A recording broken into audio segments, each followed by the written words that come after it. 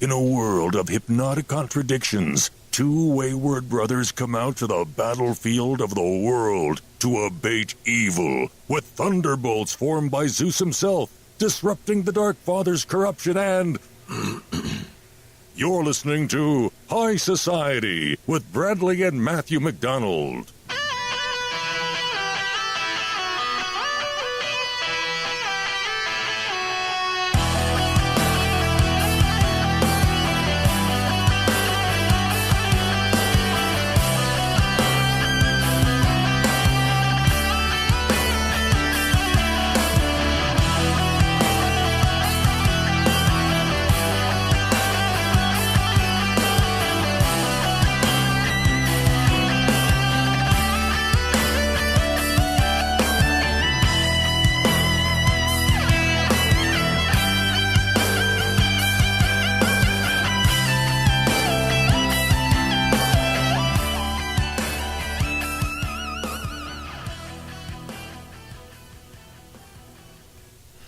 Hi everyone, you're listening to High Society with Bradley McDonald.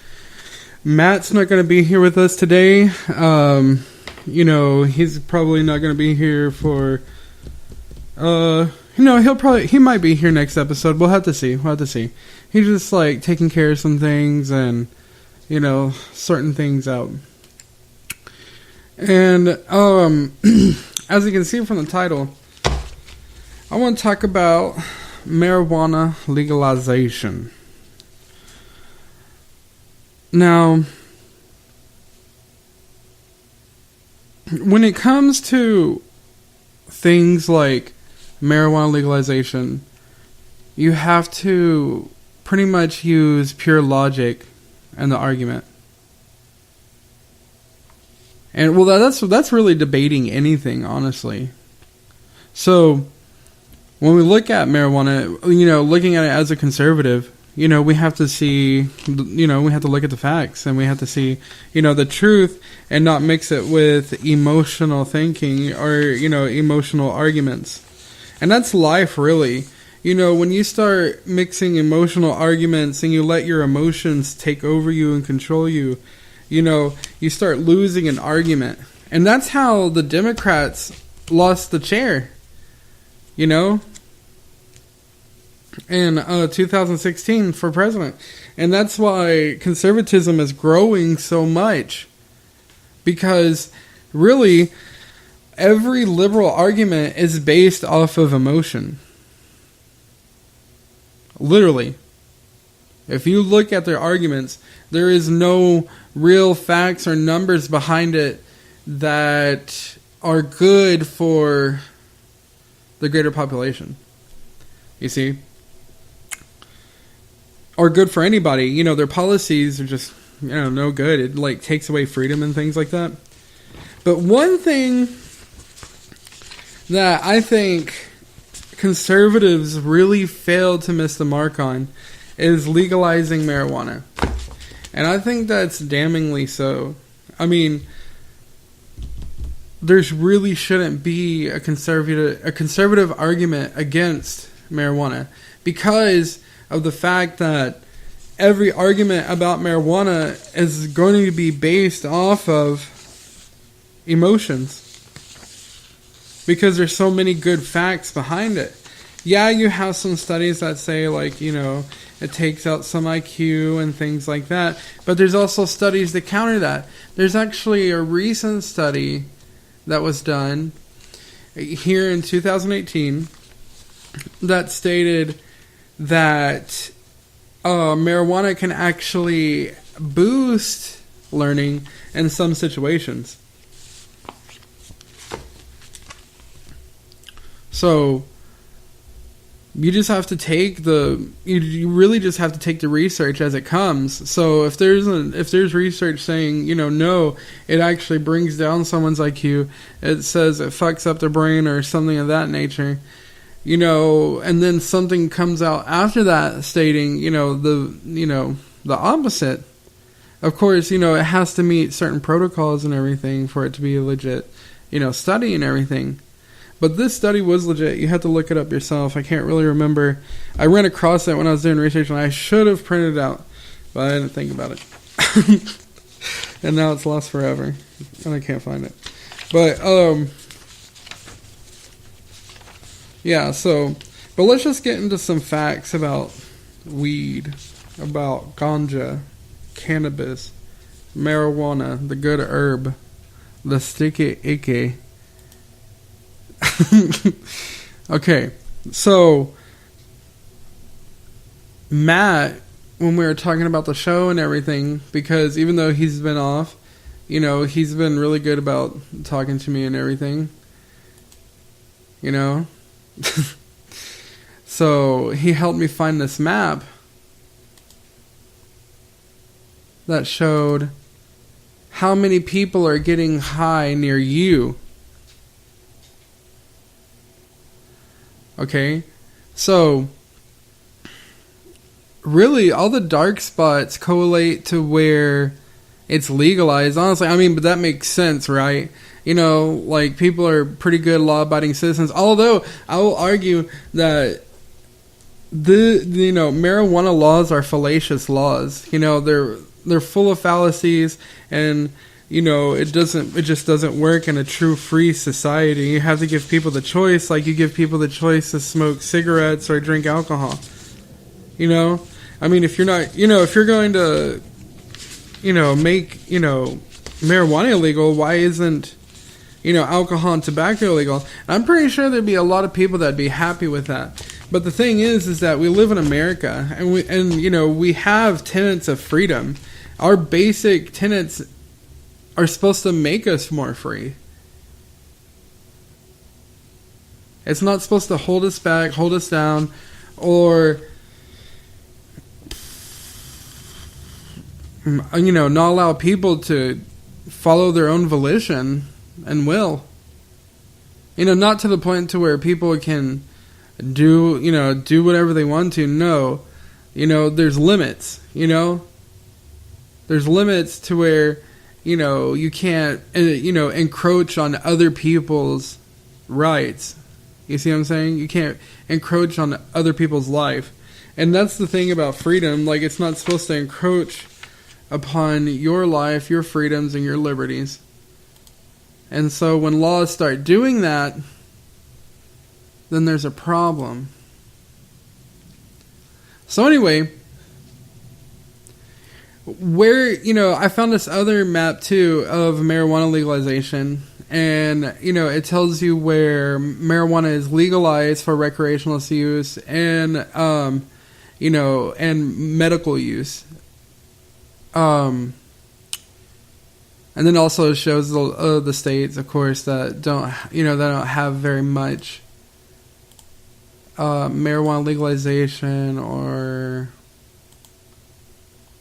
anti-criminality laws, like, you know, decriminalizing. There you go, decriminalization laws. So anyway, I want to start with Texas because that's where I am. And you see that Texas has no broad laws of legalizing marijuana, although we do have a law that's the compassionate use law, I think it's called. Yeah, I believe so. For compassionate use. Yes, the Compassionate Use Act. And that allows people who have, like, severe seizures and things like that, you know, get to CBD oil. But as I'll show later, there's, like, major limitations to that because there's not many doctors that are considered compassionate use doctors. You see? There's only, like, 47 here in the state of Texas. But that doesn't stop people from getting marijuana, obviously. Let's see. It shows here, and see the map I'm looking at, it comes from, well, it was released by the Substance Abuse and Mental Health Service Administration, or SAMHSA. SAMHSA combines data from the annual national surveys on drug use and health, to derive estimates of monthly marijuana use among Americans aged 12 and older. And this is representing roughly years 2012 to 2014. And this included a response from approximately 204,000 people. And which gave them an estimation that about 7.7% people in the United States, which is roughly about 20.3 million Americans, use marijuana monthly. Okay? So, if you can look up this map, if you want to, you know, well, like, oh god, that's a huge URL, so I'm not sure how to map. Okay. The article is called "This Map Shows You How Many People Are Getting High Near You." So if you want to look at the map, it's on there. And it's by Christopher Ingram. Yeah, Christopher Ingram. So anyway, we're looking at Texas, and you can see in the heart of Texas, really like, it looks like a combination of like South Dallas and Austin. You see that there is a big pink dot in the middle. And that's about 6.2 to 8.2 Americans, 6.2 to 8.2% of Americans, you know, smoking marijuana in Dallas and, you know, Austin. But then you also see it up further in northern Texas. But if you just look at the map, like, no matter what the marijuana laws are, people are getting to it, you know? And you know who's selling it? Sometimes it's people taking drugs from one state and taking it to another. Sometimes it's done through gang smuggling. And really, you know, marijuana laws fight that.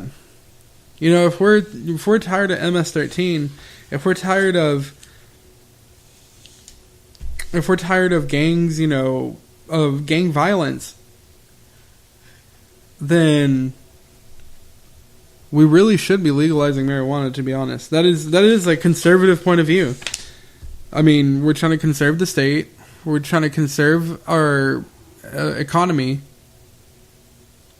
We're trying to conserve our way of life as Americans. And this is the best way to go about it.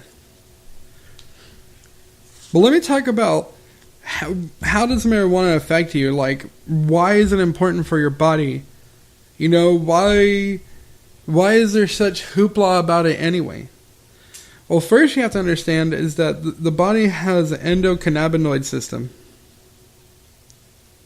And the reasons why that the cannabis benefits so many different illnesses and ailments is that some of the agents in it are active pharmacological components of the of cannabis plant, mimic chemicals produced by an internal chemical harm reduction system in the human body. So basically it helps with homeostasis, and it helps with, you know, your pain receptors and how you receive pain. And then, you know, yeah, and like I said, it affects homeostasis. So, like, you know, it helps with your sleep cycle, it helps with your appetite cycle, it helps with the strength of your immune system, your pain, and so much more. It just, like, helps your body with complete balance with the different cannabinoids, terpenes, and flavonoids.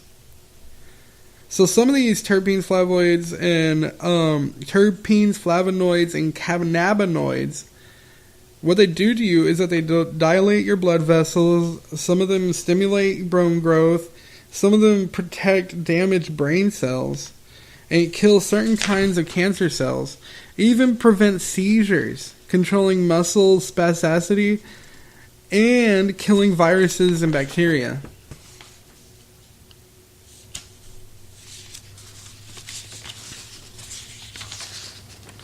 So there is actually medical uses for this plant, you know, which are much safer, much more safer, and much more effective. You really got to look at these videos on YouTube, to be honest, if you don't really believe it. I mean, the proof is in the pudding.